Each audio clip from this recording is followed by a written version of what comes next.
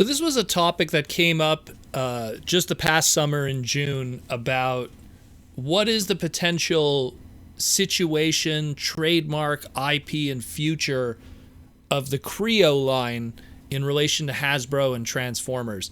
Now, Universal Studios back in June released a new little subset, slight modification of what they were offering in their little gift shops as it partakes to Transformers. And a lot of it is a speculation of just, Hasbro wants to put out a product every so often of Cre-O just to keep that trademark going, just to keep that IP going, just to keep that relationship with Oxford, a Korean-based company that develops and builds Cre-O, keep all of that rolling and everything like that.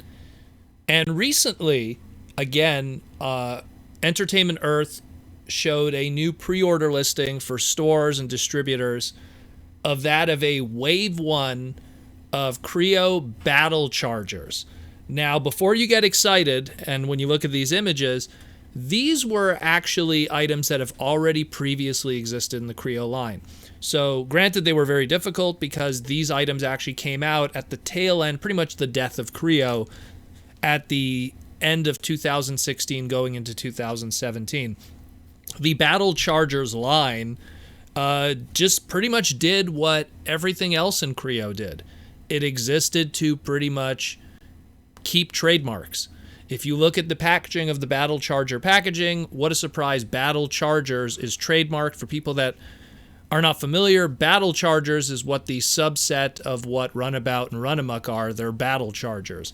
So in a lot of ways, Cre-O was doing this to kind of keep those trademarks or register those trademarks for the first time to be used later on for certain Earthrise toys. What a surprise. The crystal ball of trademarks come through again.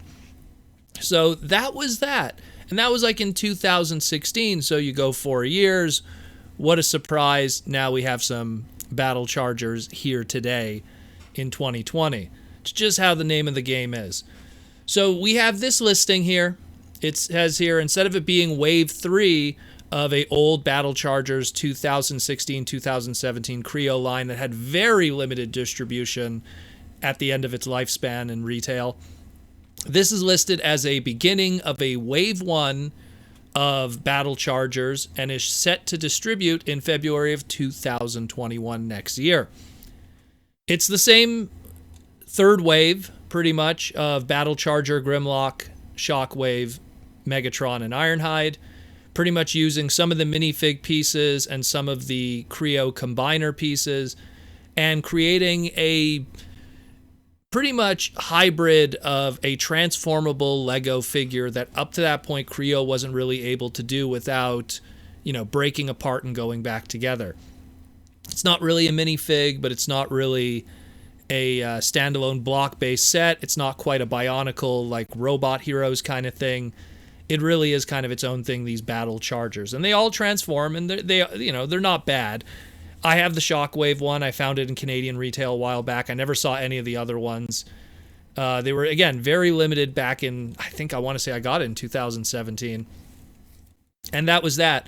So I think that the primary presence of these existing is to keep that Cre-O trademark fresh, to put some Cre-O product out there. How are these going to be distributed? We don't know. Is it going to be specifically a direct market thing like stores, or is it going to be a mass retail thing like Walmart, Target, Toys R Us, etc.?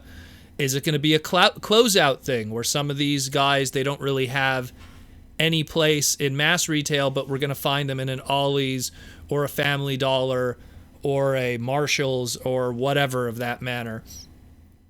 So it's hard to say right now, but what it does tell me is it's no surprise they're trying to keep Cre-O fresh. They're trying to keep that Battle Chargers trademark fresh. They're trying to keep their relationship with Oxford still going. And, I mean, some of those trademarks, Ironhide, Shockwave, Megatron, Grimlock, I mean, all of those have been used very recently, Cyberverse and or Earthrise, let alone anything that's coming from Studio Series. So it's not really for those individual names. But there's something going on here. There clearly is something going on here. I personally, I'm a big fan of Cre-O. I went out of my way to get pretty much every single minifig that was available at the time. I'm missing like, turning my head here and looking at the display, I think I'm missing like 12 at most of the potential 150 that exist. I really dug it. I really dug it a lot. I dug the limitations of the molds that were available to then create other characters. I know Sakamoto, when he was doing the Cre-O mangas, he would try to create all kinds of characters based on the limited amount of molds and pieces that were available. And there was a lot of cool stuff from Guild Art and Strong Arm and so many others.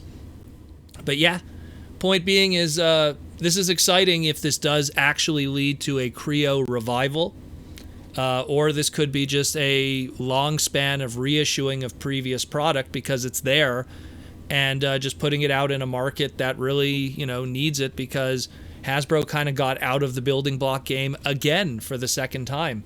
I did a whole podcast talking about Hasbro and their building block history, and I'll probably link it in the description below, and you can check that out. But it's very fascinating stuff.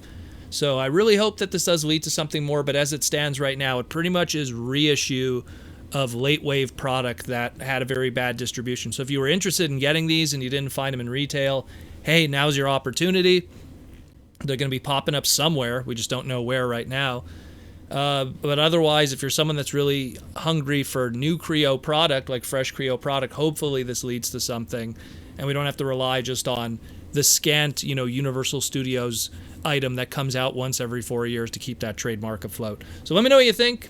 I'm hype about Cre-O, so I hope there's more.